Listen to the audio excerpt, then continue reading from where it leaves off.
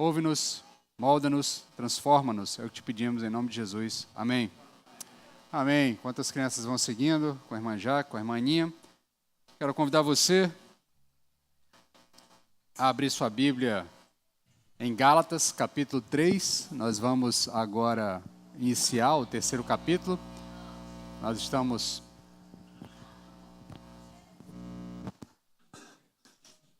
caminhando já, quase chegando à metade da carta, né? Na verdade, a carta pode ser dividida em dois grandes blocos. Um primeiro bloco, na verdade, em três blocos, né? Um primeiro bloco que comporta o primeiro capítulo e o segundo capítulo, que é o apóstolo Paulo tratando com as acusações. Uma segunda etapa, que vai capítulo 3 e 4 aí, onde ele vai tratar com os Gálatas, vai começar a expor o Evangelho, a relembrar o Evangelho que já havia sido exposto e ensinado aos Gálatas, e os últimos capítulos ele vai fazer os encerramentos normais, os fechamentos de raciocínio, então ele vai fazer as aplicações definitivas do tema em geral. Nós vamos agora iniciar o capítulo 3, e eu quero convidar você a ler comigo. Nós vamos ler do verso 1 ao verso 12. Na semana que vem nós retornaremos ainda ao capítulo 3 para terminar essa primeira etapa do capítulo. Vamos recuperar alguma coisa dessa semana, porque o bloco é mais extenso, então eu fatiei o bloco, eu dividi o bloco em uma perícope menor, para que nós pudéssemos apreciar melhor aquilo que o apóstolo Paulo tem a nos ensinar nesse trecho específico da carta. O tema geral da mensagem, ou melhor, o tema geral da série de mensagens é nenhum outro evangelho. Nós estamos estudando a carta de Paulo aos Gálatas, que é uma carta onde o apóstolo Paulo defende a tese de que não existe outro evangelho. Outro evangelho é nenhum evangelho. Outro evangelho é um evangelho falso. E um evangelho falso é um evangelho que traz maldição. O único evangelho que traz vida é o evangelho genuíno de nosso Senhor Jesus Cristo.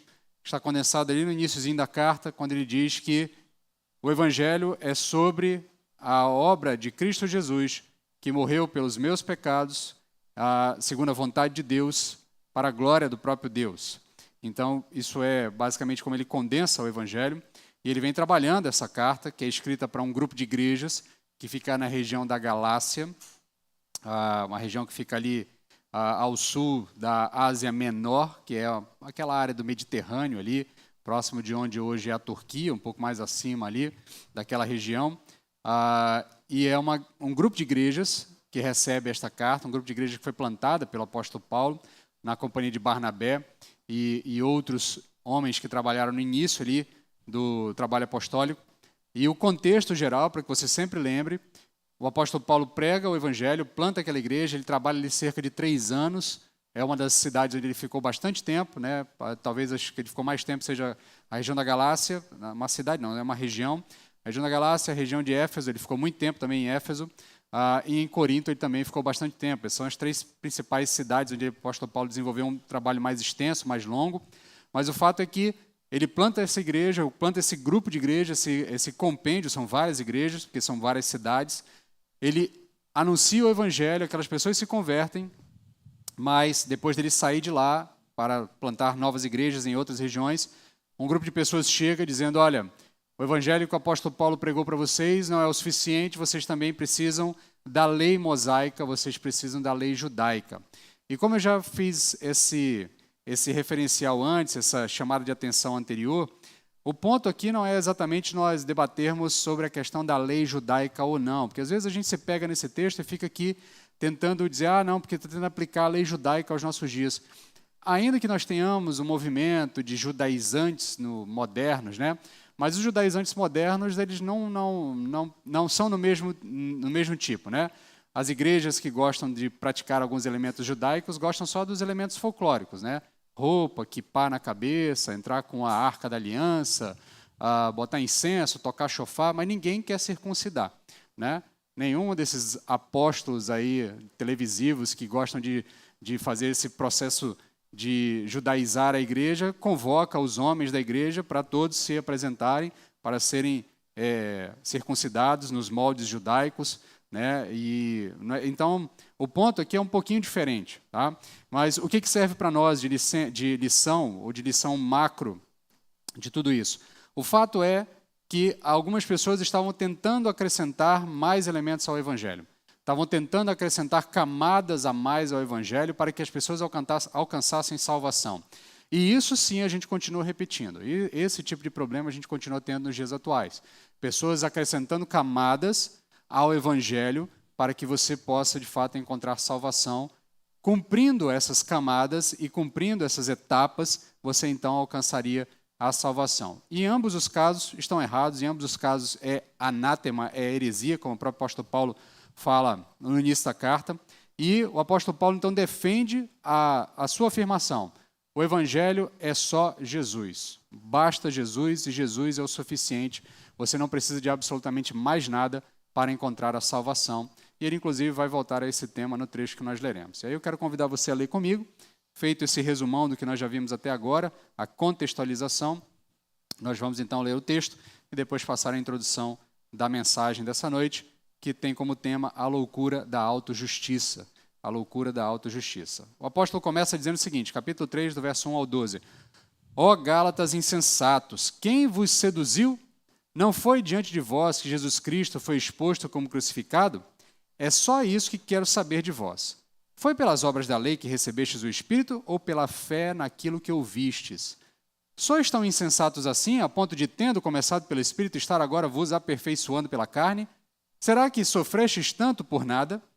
Se é que isso foi por nada. Aquele que vos dá o Espírito e que realiza milagre entre vós, será que o faz pelas obras da lei ou pela fé naquilo que ouvistes? Assim foi com Abraão, que creu em Deus, e isso lhe foi atribuído como justiça.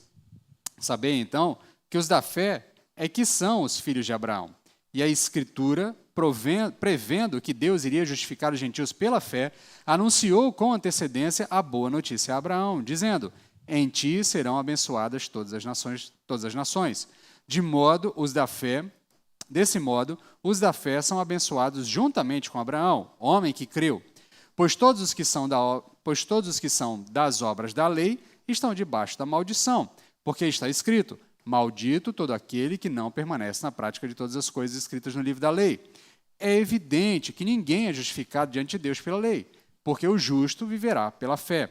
A lei não vem da fé, ao contrário, o que fizer estas coisas terá vida por meio delas. Senhor, abre os nossos ouvidos, desvenda os nossos olhos, atrai a nossa atenção, para que sejamos moldados à imagem e semelhança de nosso Senhor Jesus Cristo, em nome de quem nós oramos. Amém. Meus queridos, eu não sei se vocês conhecem, talvez, e aí, como eu já disse, já desde a primeira mensagem, né, agora eu me sinto obrigado a explicar todas as imagens que eu coloco como ilustração da mensagem, né? Então, essa imagem que você está vendo aí, que o pessoal pode estar acompanhando, não sei se em casa o pessoal vai estar conseguindo ver, mas é a thumb da propaganda do culto, talvez você já tenha visto nas redes sociais. Talvez você conheça o mito de Sísifo, tá? O mito de Sísifo, essa é uma ilustração do mito de Sísifo, é um mito grego, faz parte dos muitos mitos gregos, e a história conta, né, esse mito, obviamente não é uma história real, é apenas um conto para se explicar algum tipo de situação corriqueira ou cotidiana da vida, e normalmente esse mito é utilizado para se falar da frustração do trabalho inútil, né? E aí o conto diz que Sísifo era rei de Éfra, que depois, mais tarde, vai ser chamado de Corinto, né? Então aí tem até uma proximidade com o texto bíblico, né? Ou com as regiões onde o texto bíblico se passa. E esse rei, o Sísifo, era muito famoso pela sua astúcia, pela inteligência. E ele era muito conhecido por tentar enganar as pessoas, pela sua desonestidade também. Ele era realmente alguém muito astuto e safo, né? Estava sempre enganando os outros. E ele tentou enganar os deuses diversas vezes. E nessa tentativa de enganar os deuses, ele tentou enganar a morte, né? Tentou esconder a morte, tentou prender a morte. A morte, dentro do contexto dos mitos greco-romanos, é personificada em um indivíduo chamado Thanatos, e aí não confunda com o Thanos dos Vingadores, né? Talvez o Thanos dos Vingadores seja inspirado em Thanatos da mitologia grega, mas o Thanatos é a personificação da morte. E então esse rei Sísifo prende Thanatos para que ele não pudesse alcançar as pessoas e assim ninguém morreria, né?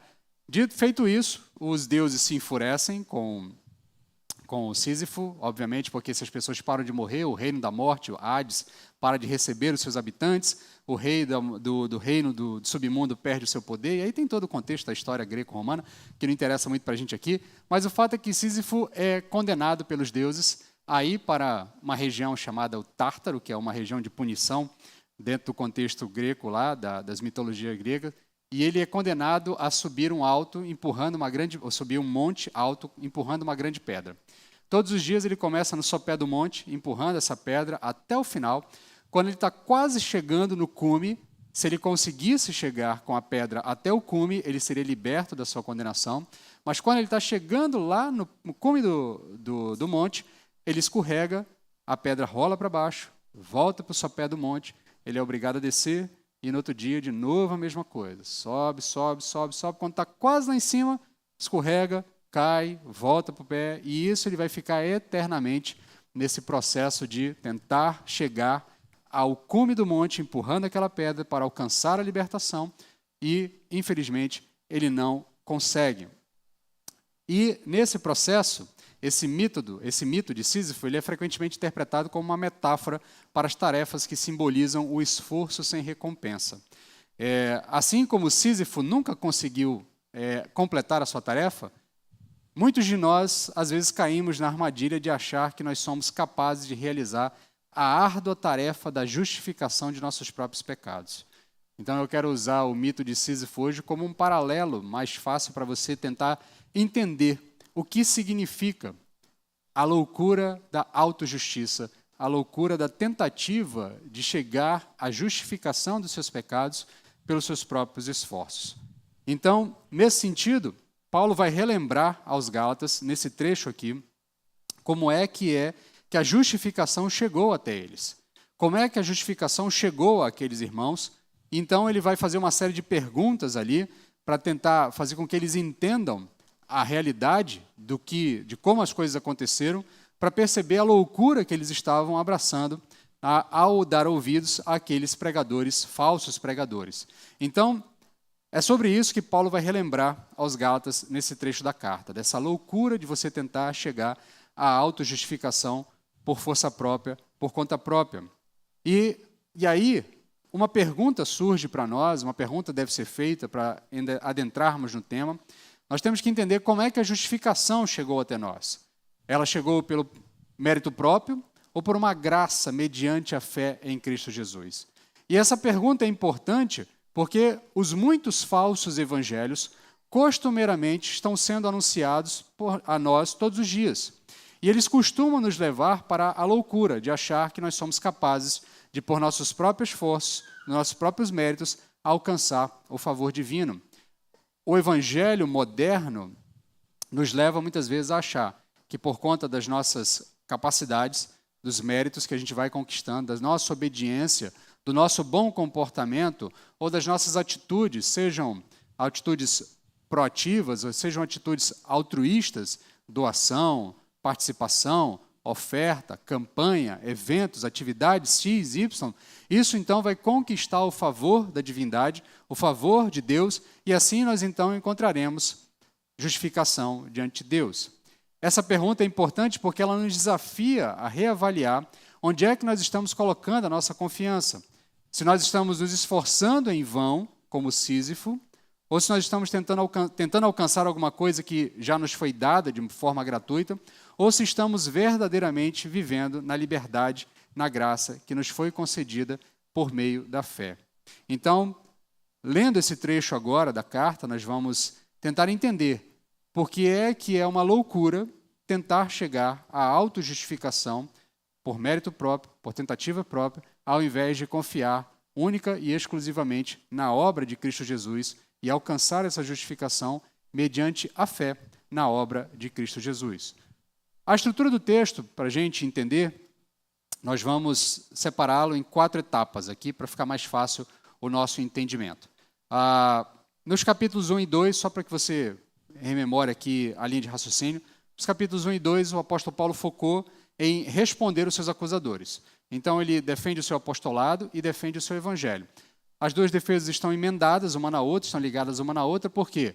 ele era acusado de pregar um falso evangelho porque ele era um falso apóstolo. Essa era a acusação que era feita pelos seus opositores.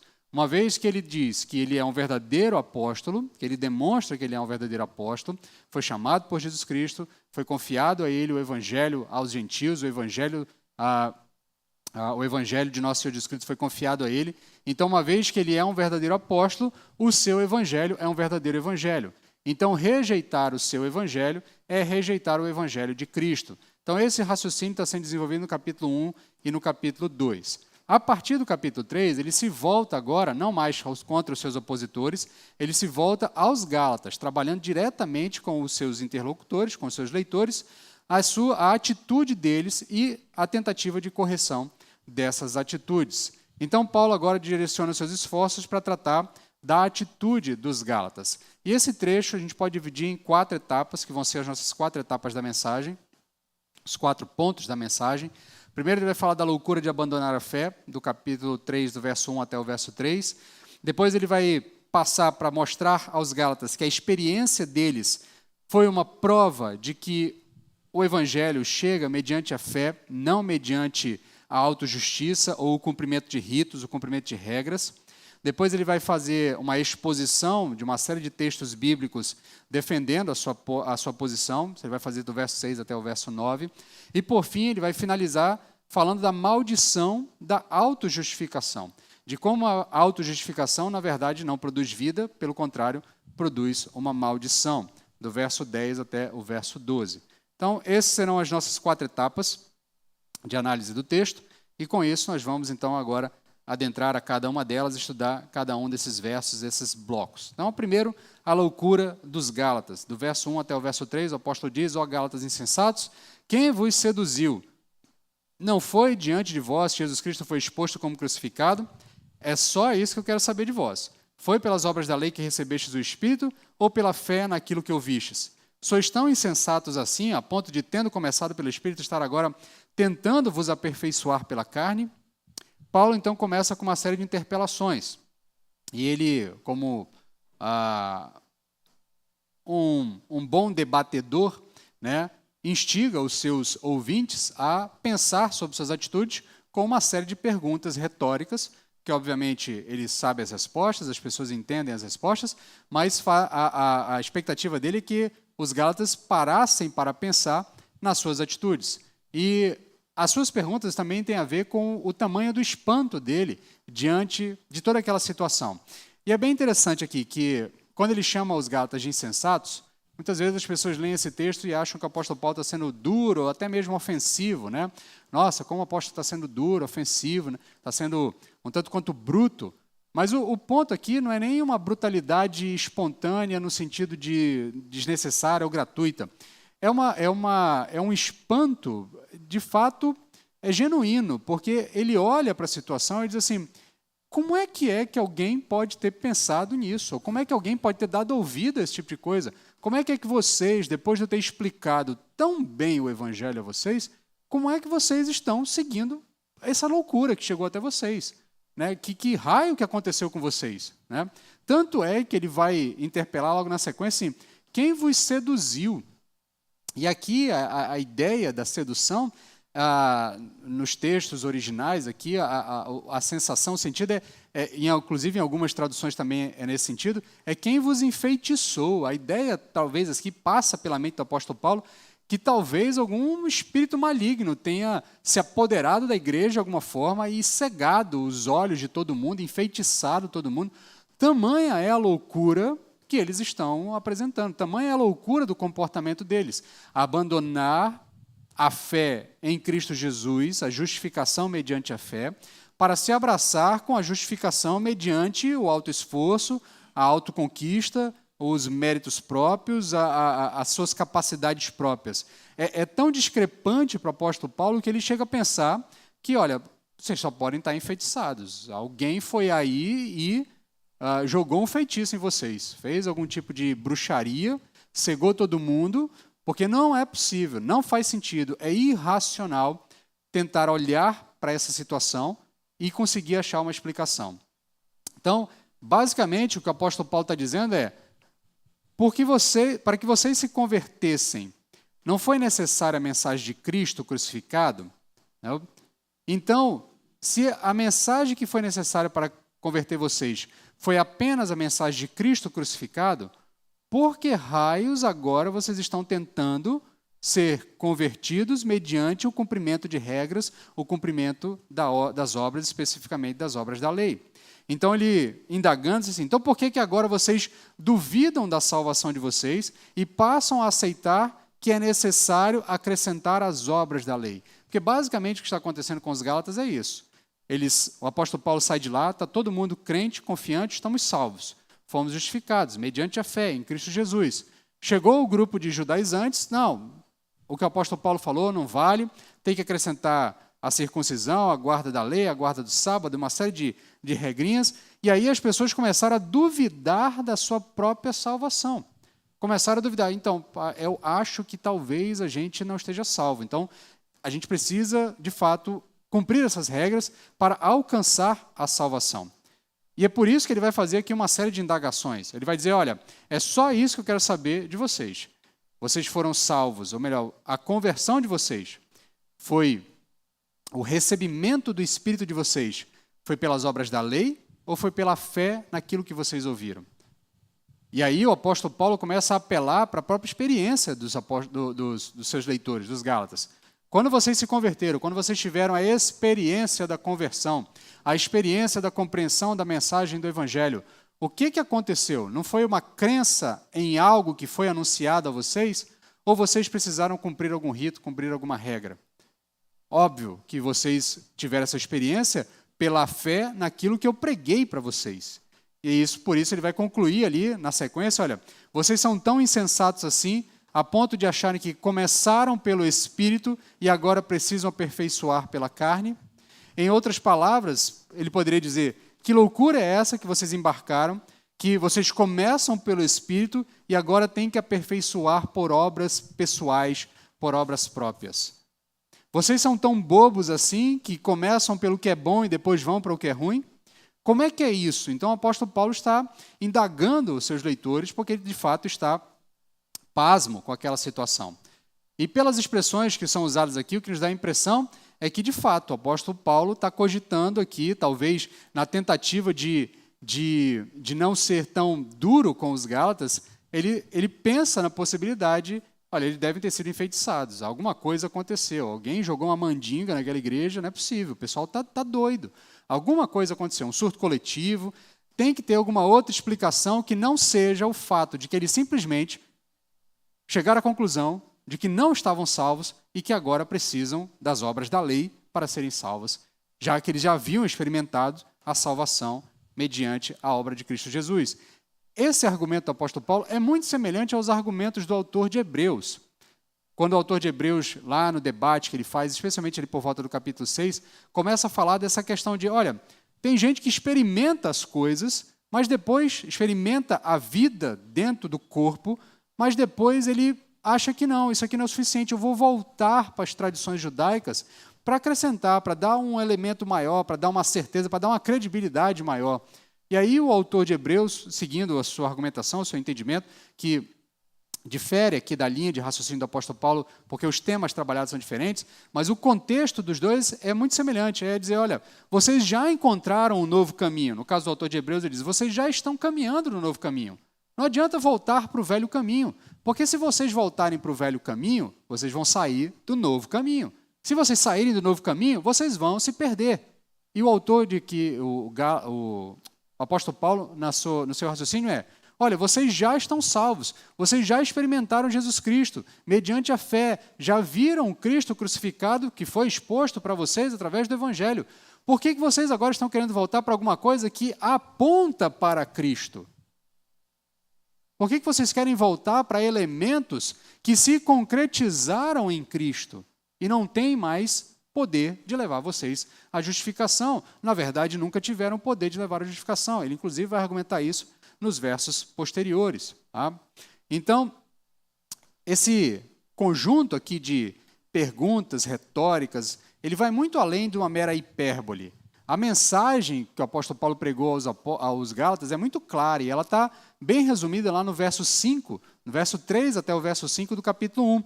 Ele diz o seguinte: ora, Jesus Cristo, que se entregou a si mesmo pelos nossos pecados, para nos livrar deste mundo mau, segundo a vontade de Deus e Pai, a quem seja a glória para todos sempre. Amém. O que mais os Gálatas precisavam? Saber para encontrar a salvação? Nada. Eles já sabiam tudo o que era necessário, que Jesus Cristo se entregou a si mesmo pelos nossos pecados, para nos livrar deste mundo mau, segundo a vontade de Deus nosso Pai, a quem seja a glória para todos sempre. Amém. Mas o ponto aqui, e que é interessante para nós, é que a heresia, ela sempre tem esse poder sedutor, pois ela apela para algum tipo de necessidade racional nossa. Qual era a necessidade racional dos Gálatas? Olha, está muito fácil esse negócio. Está muito fácil esse negócio de só depositar a fé na obra de Jesus Cristo. Eu preciso ter alguma coisa onde eu possa me agarrar, algum tipo de mérito onde eu possa me agarrar. Eu preciso ter algum tipo de obra, algum tipo de marca, algum tipo de elemento que, caso alguém questione, eu diga, não, olha, eu tenho aqui a marca da salvação. Qual é a marca da salvação? Eu estou circuncidado. Qual é a marca da salvação? Eu guardo o sábado. Qual é a sua marca da salvação? Eu guardo as festas, eu faço todas as exigências da lei, eu cumpro todas as exigências. Logo, eu sou o merecedor da salvação. Porque, aparentemente, só depositar a fé em Cristo Jesus é muito fácil, é muito simples. Parece que é algo que não tem onde você se agarrar, parece que é algo que não é palpável, porque você não tem como demonstrar isso externamente, fisicamente. Então, racionalmente, talvez os Gálatas tenham pensado, bem, faz sentido. Jesus fez uma obra, ótimo, maravilhoso, ele é o Filho de Deus, mas se a gente não tiver uma marca, uma prova física, né, alguma coisa, um selo de fato, vai ficar meio difícil da gente ter essa certeza de que nós estamos salvos. Então, a heresia sempre tem esse tom, esse ar de racionalidade. Ela sempre traz essa percepção de que, quando ela é apresentada, ela sempre traz essa ideia, não, de fato, faz algum sentido. Porque, no fim das contas, a gente tem muita dificuldade de aceitar o fato de que a salvação é um ato de graça, é um ato da graça de Deus. Nós somos constantemente levados a buscar algum tipo de justificativa para que nós sejamos merecedores da salvação. A ideia de que é simples e fácil, no sentido de que basta confiar na obra de Cristo Jesus, demanda de nós um esforço que a gente tem uma certa dificuldade de fazer. Então, nós queremos sempre ter algum esforço pessoal, nós queremos ter alguma coisa que seja conquistada por nós, que nos garanta, que seja algo que a gente possa mostrar. Diga, não, eu sou merecedor porque eu fiz isso.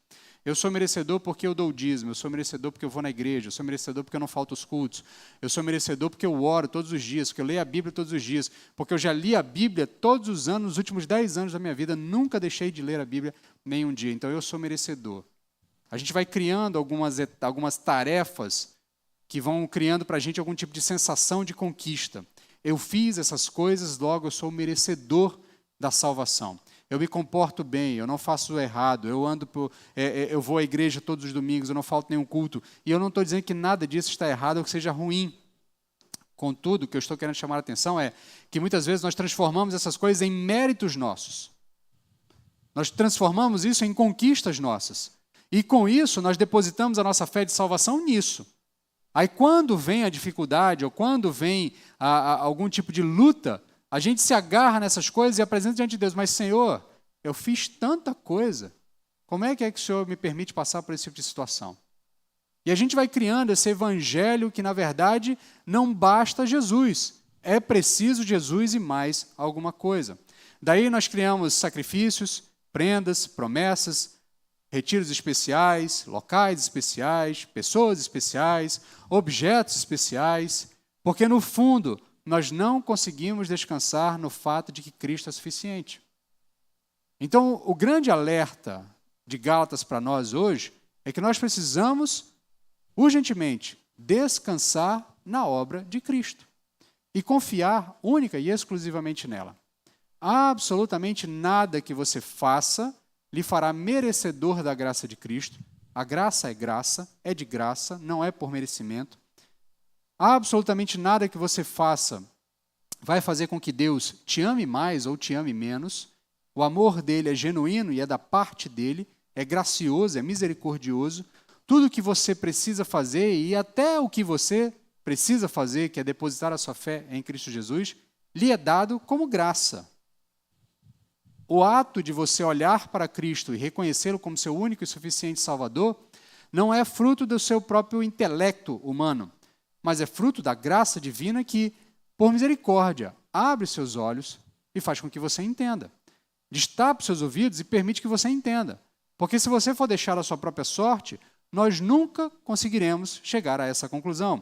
E o que o apóstolo Paulo está dizendo, olha, a mensagem foi pregada a vocês e a graça foi derramada sobre vocês, os ouvidos de vocês foram destapados, os olhos de vocês foram desvendados, vocês viram o Cristo crucificado.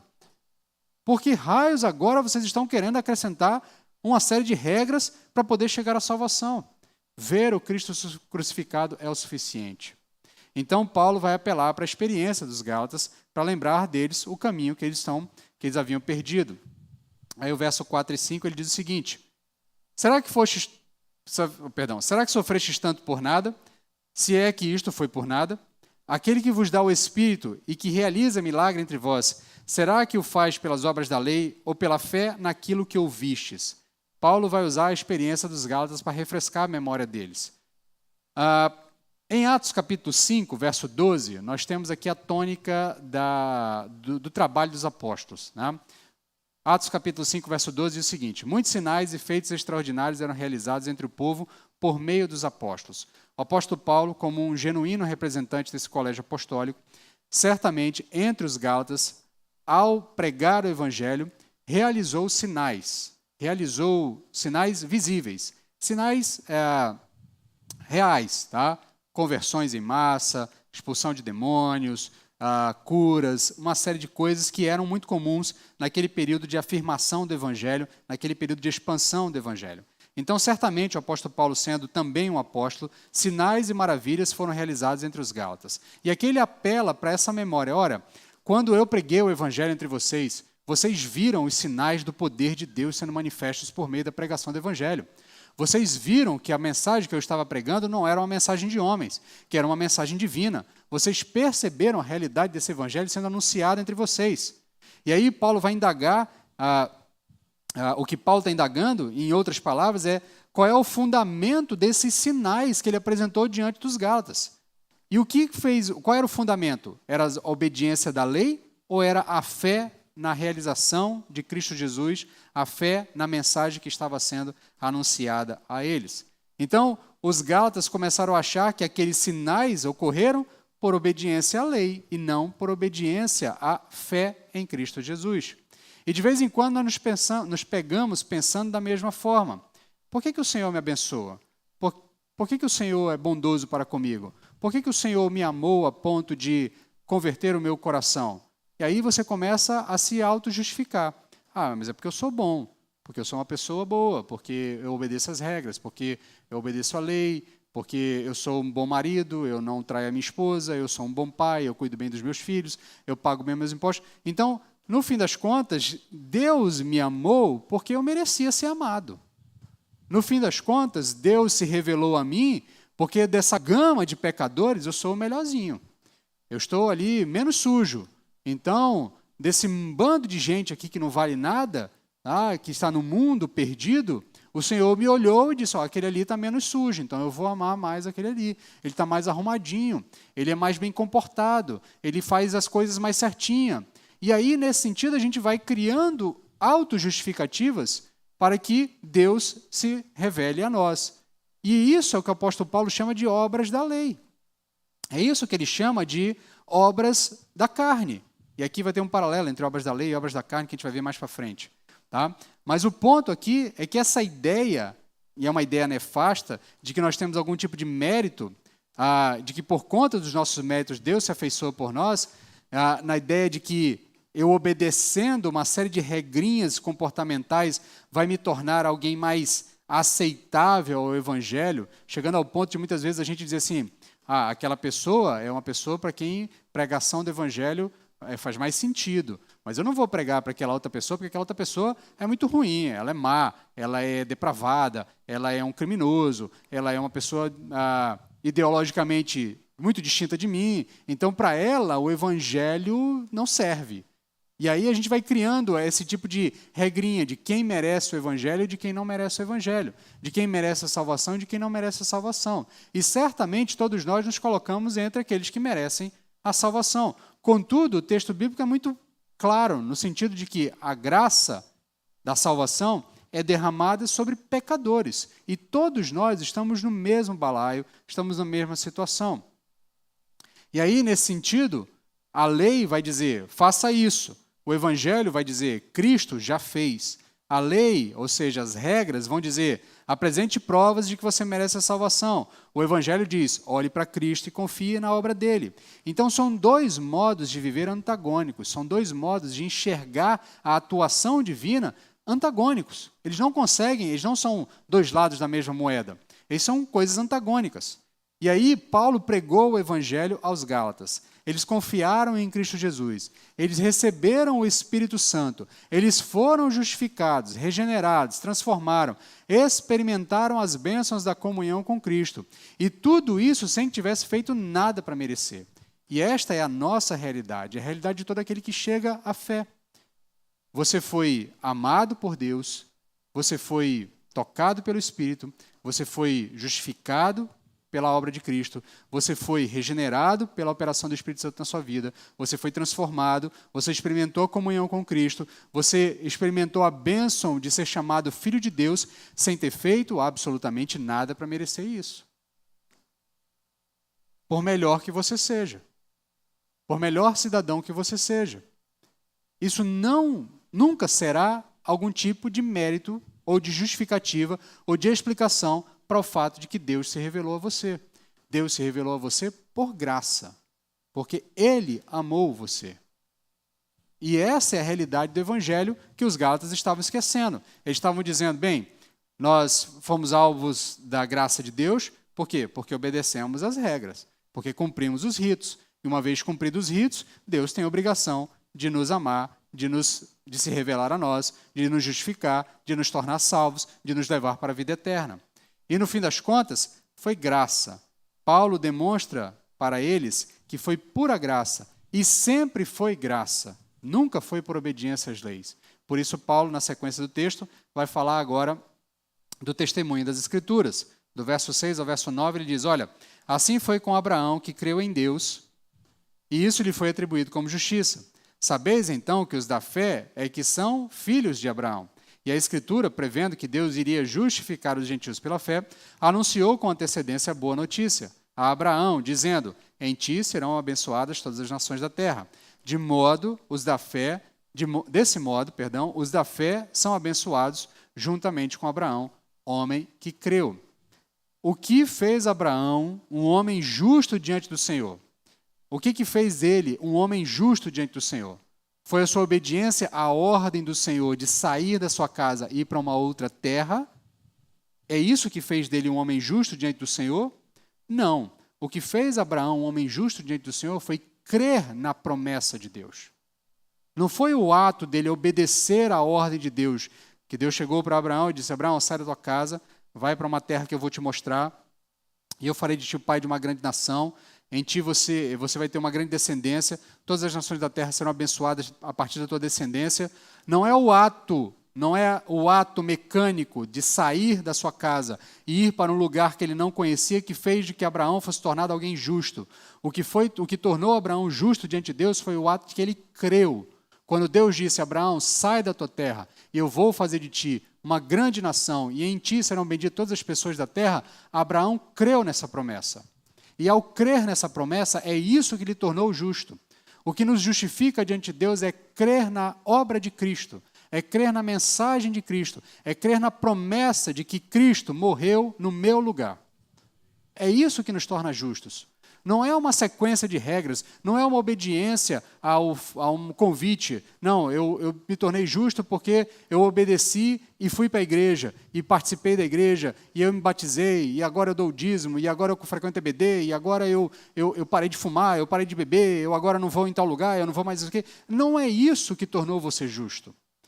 O que tornou você justo é crer na promessa que foi dada a todo aquele que confiasse em Cristo Jesus, de que seria justificado, remido, salvo e transformado. É isso que tornou todos nós justificados diante de Deus. E é isso que tornou Abraão justificado diante de Deus. O ato de crer. Crer na promessa. A obediência é posterior. Mas primeiro veio a crença. Então Abraão creu em Deus, e isso lhe foi atribuído como justiça. O Evangelho diz, creia em Cristo e receba a justificação. O falso Evangelho diz, prove que merece ser justificado por Cristo. Como é que nós, milênios depois, participamos da bênção concedida a Abraão? Fazendo como Abraão, crendo.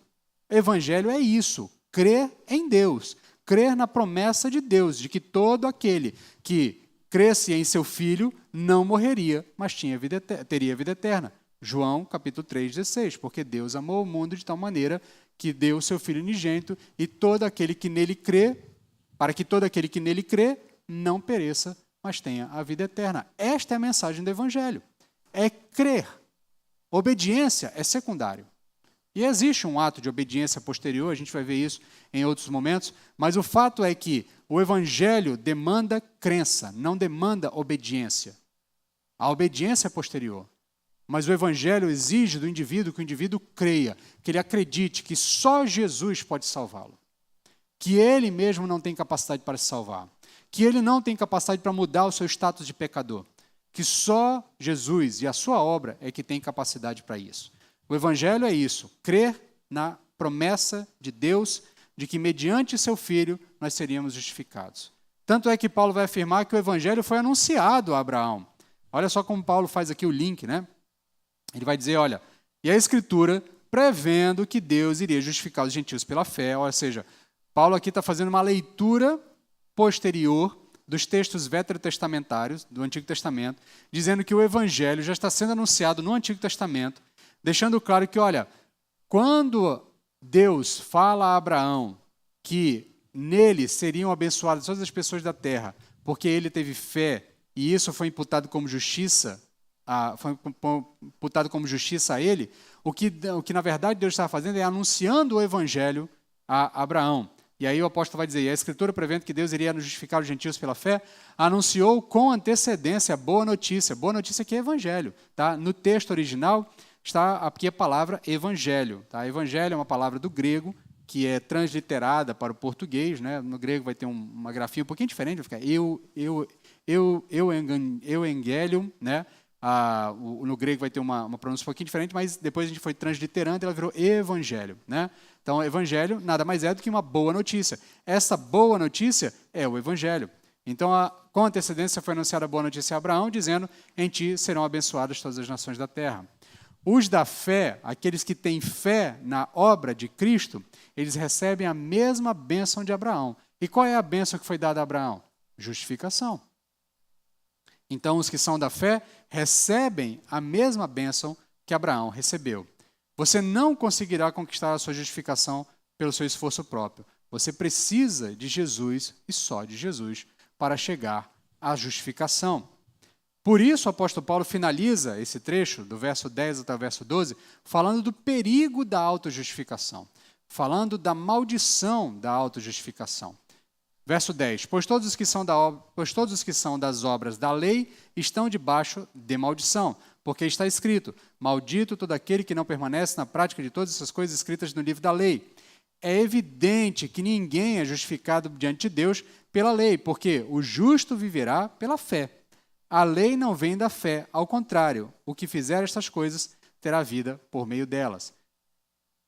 E o ponto final aqui que o apóstolo Paulo vai dar nesse debate todo é apresentar aos Gálatas a irracionalidade da tentativa da autojustiça.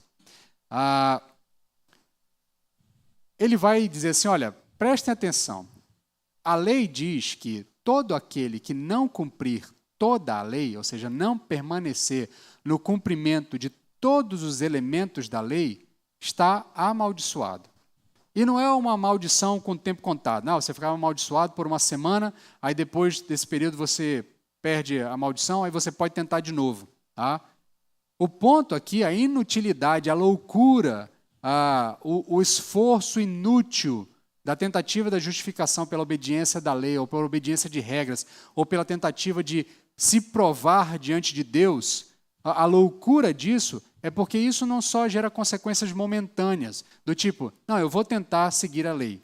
Aí você pega lá o compêndio da lei mosaica, ou você pega uma série de regras, e aí começa a fazer o checklist. Fiz isso, fiz aquilo, pô, errei aqui. Então, agora vou considerar o que eu já fiz e vou partir daqui. Não, meu irmão, não funciona assim.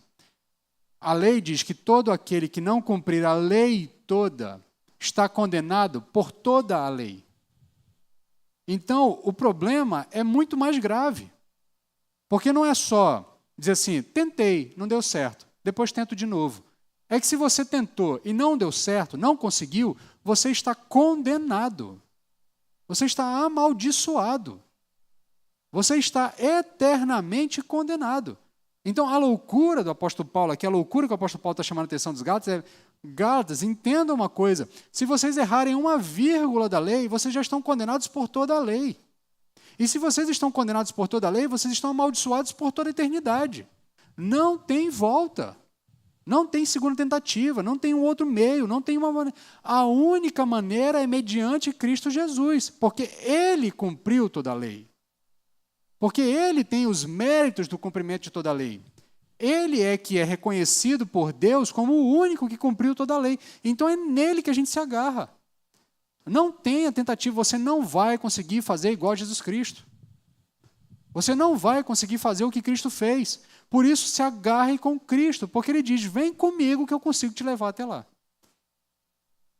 Então, nesse sentido, o ponto aqui, por isso que o apóstolo Paulo inicia assim, ó Gálatas insensatos, porque o problema dele é, gente, vocês não estão entendendo.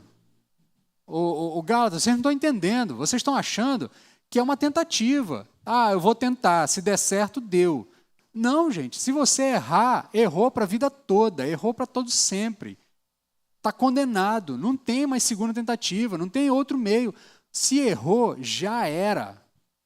Ah, aqui não é videogame, que você tem uma segunda vida, que você reseta, começa de novo. Não é, errou uma vez, está condenado para toda a eternidade. Por isso o apóstolo Paulo está tão preocupado, por isso ele diz, gente, é loucura. É loucura tentar se auto-justificar diante de Deus. É loucura tentar conquistar por meio da obediência às leis, à lei do Senhor, a regra predita anterior. É loucura tentar fazer isso, porque se você errar por uma vírgula, você está condenado em toda a lei. E condenado em toda a lei, está condenado por toda a eternidade. Então, se você tentar o caminho da autojustificação para provar diante de Deus que você é merecedor da salvação, você só tem uma possibilidade: perfeição. Ou você acerta do começo ao fim, tá? Ou você faz aquela jogada perfeita, ou você faz aquela rodada perfeita, aquela tentativa que não erra nenhuma, ou você está condenado, porque se você errar, não vai considerar o que você já fez, não vai te dar a oportunidade de começar de novo, não vai voltar para o início, tipo videogame, volta para o início da fase e tenta tudo de novo. Não funciona assim. Por isso, é loucura. Não há margem para erro, não há segunda chance. Ou você faz aquela volta perfeita, ou você perdeu. E perder aqui não significa só ficar sem o prêmio. Tá? No sentido, não, eu perdi, aí fiquei sem o prêmio, na próxima eu tento de novo. A questão aqui é que perder significa receber a punição pela derrota. É tudo ou nada. Por isso, Paulo está tão preocupado com os Gálatas.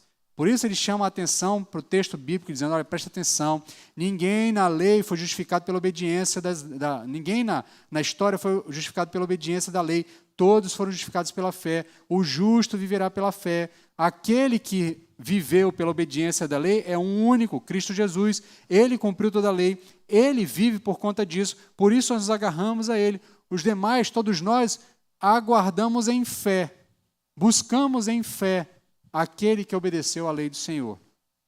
Por isso é que o justo vive pela fé. Porque o caminho que os Gálatas estavam escolhendo é um caminho sem volta. É um caminho que só comporta uma tentativa. Por isso o justo vive pela fé. A fé na obra de Cristo Jesus. Por isso a vida só consegue chegar até nós pela fé, na obra daquele que viveu a perfeição de toda a lei do Senhor. A nossa fé, a nossa crença na obra daquele que viveu toda a perfeição da lei do Senhor. Deixa eu finalizar aqui com algumas aplicações, ou melhor, com uma única aplicação. Eu comecei a mensagem fazendo uma referência ao mito de Sísifo, né, que é uma história que que é usada pelos filósofos para contar sobre ações frustrantes da vida. Tá? E, embora o mito de Sísifo seja só uma história, né, para você aprender sobre coisas frustrantes, trabalhos inúteis, né, ou como eu lembro que a minha primeira chefe, né, o primeiro emprego que eu tive, ela gostava de dizer que quando a gente faz o serviço errado e tem que ficar fazendo e refazendo, ela chamava de serviço de remador, né? E aí eu guardei essa expressão, né? Serviço de remador, você fica indo e voltando, indo e voltando, indo e voltando, e não sai do lugar, né? E embora o mito de Sísifo seja uma história para nos lembrar que às vezes você escolhe caminhos que te levam a trabalhos árduos que são infrutíferos, o perigo da autojustificação é uma realidade, não é apenas um mito para chamar a sua atenção. Não é apenas um mito para você pensar sobre as coisas da vida. O perigo da autojustiça é uma realidade. Por isso você precisa examinar a sua experiência. Por isso você precisa examinar a sua própria experiência da sua relação com Deus. Onde é que está a sua segurança? Onde está a sua segurança? Nas suas conquistas pessoais, diante de Deus, na sua obediência, no seu bom caráter, naquilo que você reputa como aceitável e louvável diante de Deus, ou a sua segurança está na obra e nos méritos de Cristo Jesus. Só há um caminho para chegarmos à verdadeira salvação: confiarmos exclusivamente e totalmente na obra de Cristo Jesus. Qualquer outro caminho é condenação. Qualquer outro caminho é morte. Por isso, a tentativa de autojustiça, de autojustificação, é loucura. Por isso, o apóstolo Paulo chama a atenção dos Gálatas. Por isso, o apóstolo Paulo está sendo tão duro. Porque não é uma questão de tentar e depois tentar outra coisa. Não é uma questão de eu vou tentar esse caminho, quem sabe vai dar certo, depois eu tento outro se não der certo. A questão é, este caminho produz condenação eterna. O caminho da tentativa da autojustificação, mediante tentar se provar diante de Deus como merecedor da sua salvação, certamente produzirá condenação, porque ninguém conseguirá se apresentar diante de Deus como perfeito e puro. Só escondidos em Cristo Jesus, inseridos em Cristo Jesus, expiados, e aí talvez a expressão não possa fazer muito sentido para você, porque a gente fala das expressões expiação, você remota a ideia, traz a sua ideia de que é salvação, alguma coisa, mas você não entende talvez a aplicação total. Expiar é cobrir. A expiação é um ato de cobrir. Cobrir pecados. Quando a Bíblia diz que nossos pecados foram expiados pelo sangue de Cristo, o que a Bíblia está dizendo é que nossos pecados foram cobertos pelo sangue de Cristo. Por isso que nós conseguimos nos apresentar diante de Deus e não sermos fulminados pelos pecados que nós ainda estamos cometendo, porque nós estamos cobertos pelo sangue de Cristo. Então é escondidos em Cristo Jesus que nós conseguimos nos apresentar diante de Deus. Expiados pelo sangue dele, confiados na obra dele, é que nós conseguimos alcançar a justificação mediante a obra de Cristo Jesus. O desejo do meu coração é que você repense a sua relação com as suas confianças, as suas crenças, e deposite a sua fé e a sua esperança de salvação e de justificação somente na obra de Cristo Jesus. Qualquer outro caminho é loucura, qualquer outro caminho é condenação certa. Quero convidar você a baixar sua cabeça para nós orarmos encerrando esse momento. Senhor, ajuda-nos a entender, Pai, como essa palavra pode ser aplicada ao nosso comportamento cotidiano, às nossas atitudes diárias, que muitas vezes nós não somos indagados a nos circuncidar, ou a guardar o sábado, ou a guardar as festas judaicas, ou coisas que aparentemente são muito distantes de nós. Então a gente olha para esse texto e fica pensando assim, mas nós não passamos por esse tipo de situação. Eu não tento ser justificado mediante a obediência da lei. Eu não tento ser justificado mediante a obediência do conjunto de regras da tradição judaica. Mas nós criamos para nós outras regras, outros modelos de autojustificação, outras tentativas de nos provar diante do Senhor. Quando muitas vezes achamos que o nosso bom comportamento, que as nossas ideologias, que o nosso espectro político, que as nossas percepções culturais, elas nos tornam melhores do que outros e, por isso, então, merecedores da salvação. Afasta de nós esse tipo de pensamento, Pai, porque esse pensamento é loucura. Infunde na nossa mente a crença de que só em Cristo Jesus é que nós podemos encontrar salvação, que nós precisamos só de Cristo Jesus, que não são os nossos méritos que nos fazem merecedor do amor de Cristo. Pelo contrário, nós não fazemos nada para merecer esta graça que é derramada sobre nós. Então ajuda-nos, Pai, a mudar as nossas percepções e depositar a nossa fé somente em Cristo. Crer que a nossa justificação nos foi dada pela obra de Cristo e pela nossa fé nesta obra, e não porque somos merecedores ou porque conquistamos algum direito diante do Senhor. Ajuda-nos, Pai, a transformar a nossa percepção e assim podermos ser moldados à imagem e semelhança de Cristo Jesus, no nome de quem nós oramos. Amém. Amém, meus irmãos.